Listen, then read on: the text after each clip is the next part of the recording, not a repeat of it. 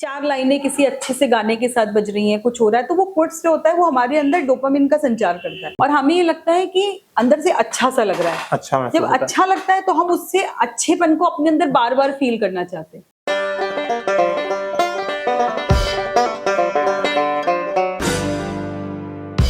नमस्कार, मैं हूं आकाश मौर्य और हम रिलेशनशिप से जुड़े पॉडकास्ट की एक नई कड़ी में फिर से आज आपके सामने हैं। और आज का जो विषय है वो इस समय ट्रेंड में बहुत ज़्यादा चल रहा है। आज का टॉपिक है एक्स्ट्रा मैरिटल अफेयर्स, जो कि बहुत कॉमन होता जा रहा है। ऐसी क्या वजहें हैं कि लोग रिलेशनशिप में चीट करना शुरू कर चुके हैं और लोगों को ये सब करने में अच्छा भी लग रहा है, बहुत मज़ा आ रहा है। तो इसके पीछे की क्या वजहें हैं, ये सब हम आज जानेंगे। और मेरे साथ एक्सपर्ट की चेयर पे हैं डॉक्टर आराधना गुप्ता, जो कि एक क्लिनिकल साइकोलॉजिस्ट हैं। मैम, आपका बहुत बहुत स्वागत है। थैंक यू आकाश।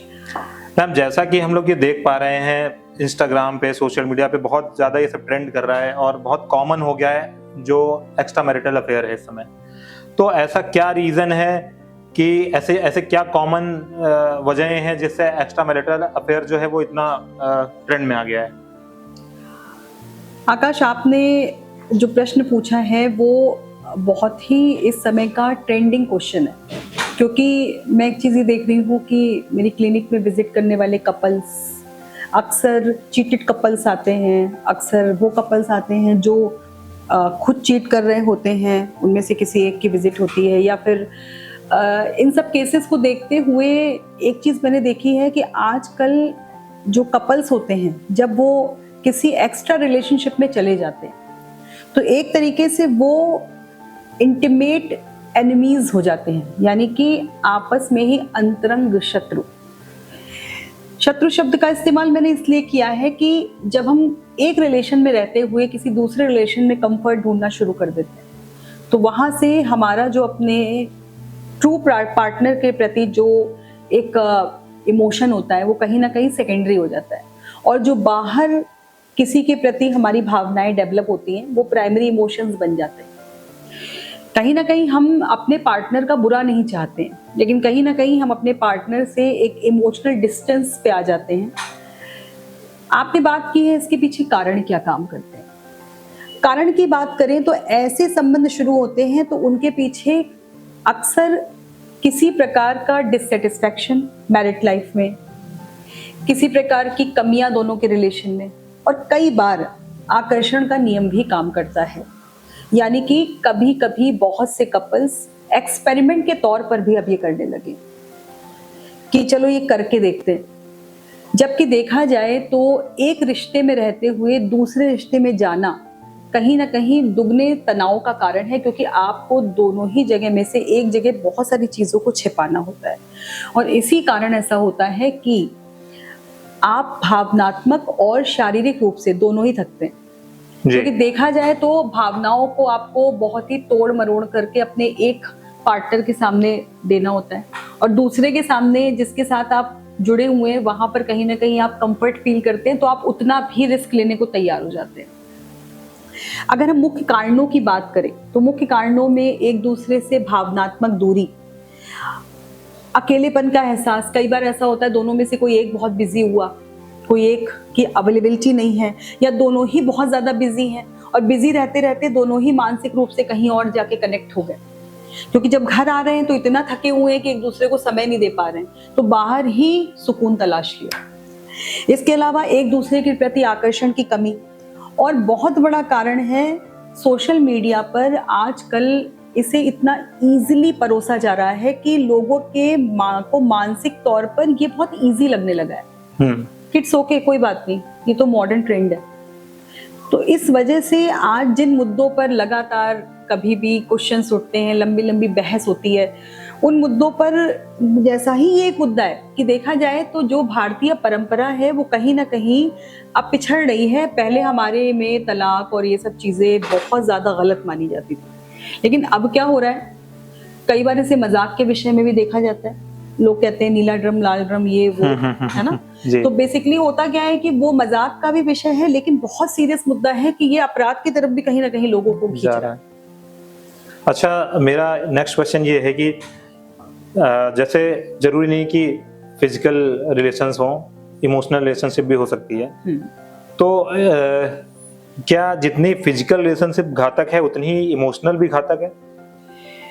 देखिए, बहुत रिलेवेंट क्वेश्चन है। फिजिकल रिलेशन ऐसा होता है कि कई बार लोग क्या होता है कि जस्ट चेक एंड लीव के सिद्धांत पे रहते हैं कि ठीक है, कर लिया और छोड़ दिया। लेकिन जो इमोशनल बॉन्डिंग होती है वो इसलिए खतरनाक होती है कि जब कोई व्यक्ति इमोशनली यानी कि प्लेटोनिक लव में कोई चीज कन्वर्ट हो जाती है, वो दिल से दिल तक, ब्रेन से ब्रेन तक, वो इसलिए खतरनाक होती है कि जब आप उस पार्टनर से अलग भी हो जाते हो ना, क्योंकि मानसिक रूप से आप इमोशनल रूप से उससे कनेक्ट हो जाते हो, तो इस तरीके की का अलगाव जब कभी होता है तो वो बहुत सारी मानसिक समस्याओं को जन्म दे देता है। अच्छा, जब लोगों को ये पता है कि ये गलत है, मोस्टली लोग जानते हैं कि गलत है, लेकिन फिर भी लोग इसमें सेटिस्फैक्शन क्यों ढूंढ रहे हैं जो इनमें फंसे हुए हैं?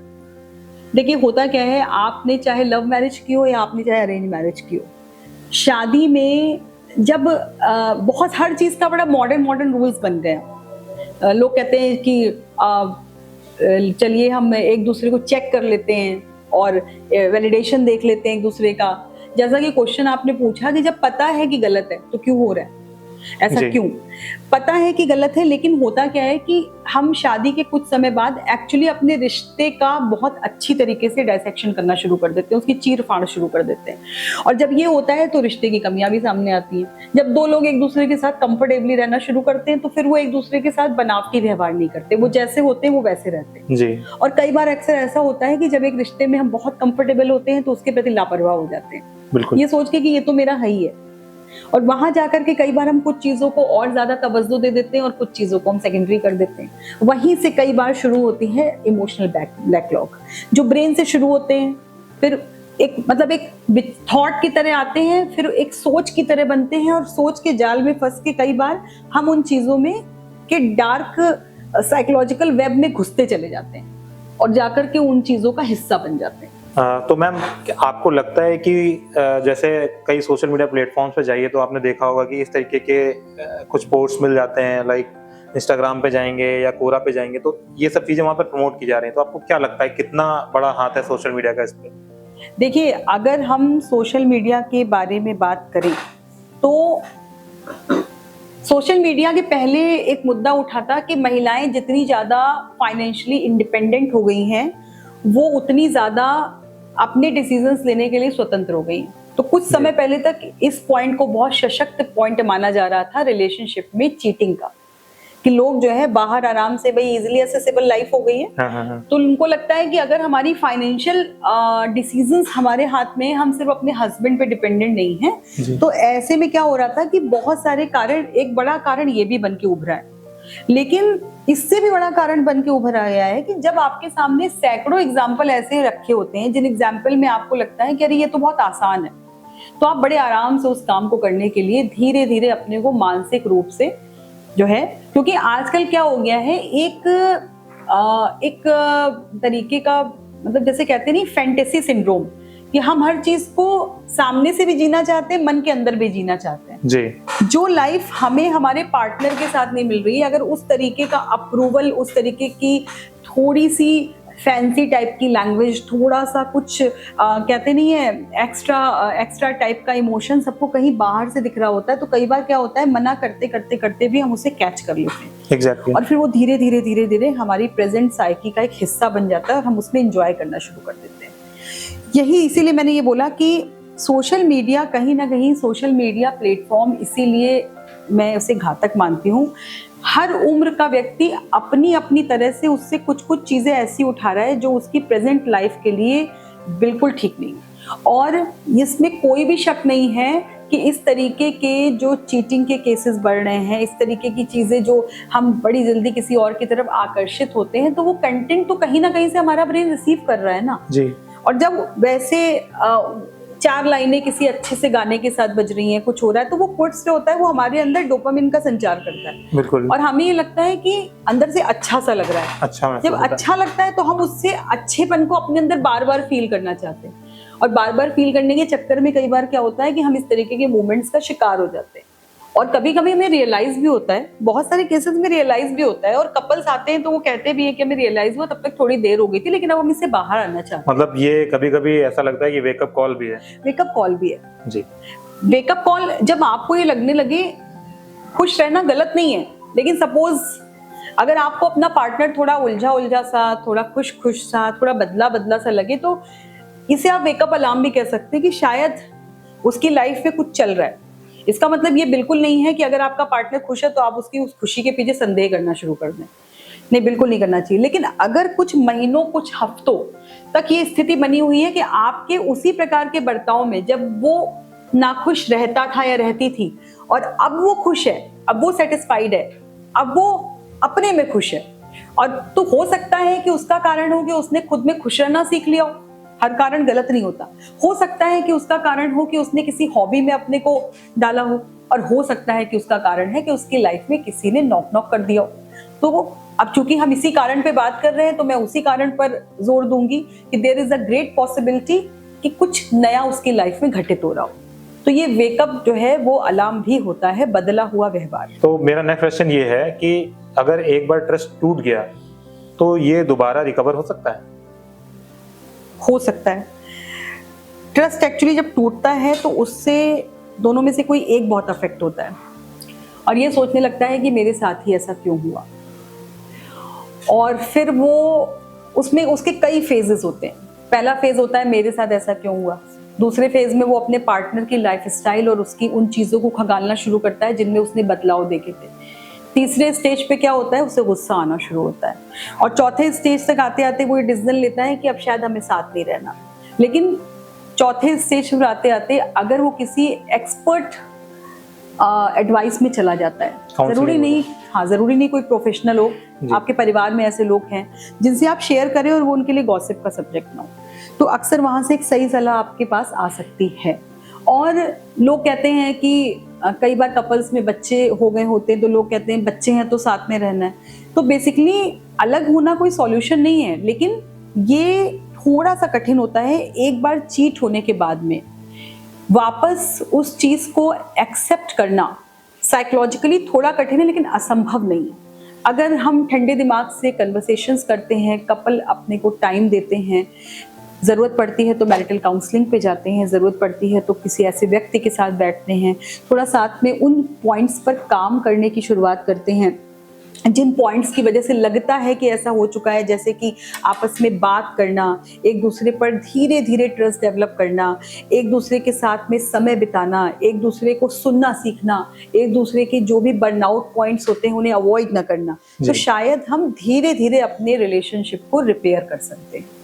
अच्छा, इसमें जो आपने बताया काउंसलिंग, तो ये काउंसलिंग ये कैसे, क्या किस प्रोसेस से ये हील करती है सारी चीजें? देखिए, इसमें हीलिंग का सबसे बढ़िया तरीका होता है कि पहले सेपरेट कपल की रिलीजिंग करा दी जाती है, दोनों को सुना जाता है। ओके। क्योंकि साथ में बैठाने पर झगड़े की संभावना होती है, क्योंकि दोनों ही बहुत ज्यादा प्रेशर में आए हुए होते हैं जी, और दोनों का अपना अपना पक्ष होता है। एक कह रहा होता है मेरे साथ ऐसा क्यों हुआ, दूसरा कह रहा होता है मैंने इसलिए किया, ऐसा हो गया। उसके अपने पॉइंट्स होते हैं और हर बार हम किसी को ब्लेम ही नहीं कह सकते, ठीक है। तो अल्टीमेटली सबसे अच्छा तरीका होता है सबसे पहले दोनों को सुनना, समझना, उनके पूरे नेगेटिव इमोशंस को रिलीज कराना, फिर साथ में बैठकर कुछ जॉइंट कपल सेशंस करना।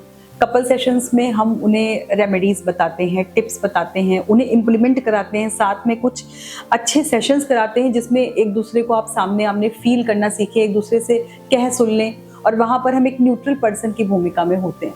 और उसके बाद हम टाइम फ्रेम्स पर उन्हें छोटे छोटे एक्सपोजर के जो है वो होमवर्क्स देते हैं कि आप इसको इस तरीके से इम्प्लीमेंट करिए, ऐसे इम्प्लीमेंट करिए। एंड बिलीव मी, अगर उसे बढ़िया तरीके से किया जाए, मतलब आई विल अगेन रिपीट, बढ़िया तरीके से किया जाए, ईमानदारी से किया जाए, तो निश्चित ही आपकी रिलेशनशिप रिपेयर हो सकती है। तो आज का जो चर्चा का विषय था वो था एक्स्ट्रा मैरिटल अफेयर्स।